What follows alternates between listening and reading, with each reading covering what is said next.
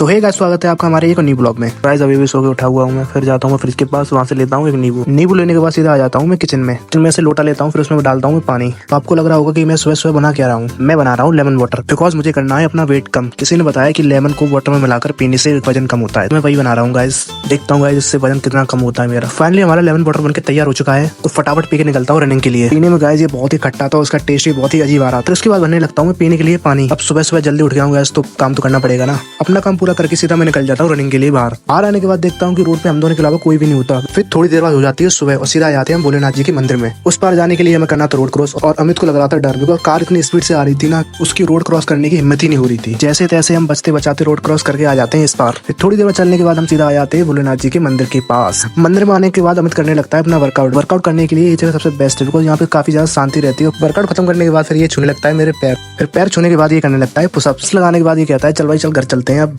मेरा तो वर्कआउट हो गया आज का कंप्लीट। वर्कआउट खत्म करने के बाद हम आ जाते हैं भोलेनाथ जी के दर्शन के लिए। दर्शन करके हम लोग आ जाते हैं मंदिर के बाहर आने के बाद हम लोग जाने लगते हैं जिम के लिए। जिम के पास आने के बाद देखा तो जिम में ताला लगा हुआ। जिम में ताला लगा देखकर मेरा हो गया था भाई मूड खराब। फिर हम जाने लगे सीधा अपने घर की तरफ। घर आते ही मुझे मिल जाता है काम। अब काम मिला है तो करना तो पड़ेगा। मुझे लेके जाना था टंकी को खेत पर, क्योंकि हमारे खेत में लग रही थी दवा। टंकी को पीठ पर टांग कर निकल जाता हूँ मैं खेत की तरफ। थोड़ी ही देर में पहुंच जाता हूँ मैं अपने खेत पर, और डॉगेस भाई मुझे देखकर भागने लगता है वहाँ से। समझ में नहीं आ रहा है ये मुझसे इतना डर क्यों रहा है। खैर छोड़ो, फिर मैं टंकी में पानी और दवा डालकर बना लेता हूँ खेत के लिए दवा, जो मुझे खेत में डालनी है। टंकी को पीठ पे टांग कर सीधा आ जाता हूँ अपने खेत की तरफ। दवा डालना स्टार्ट कर देता हूँ।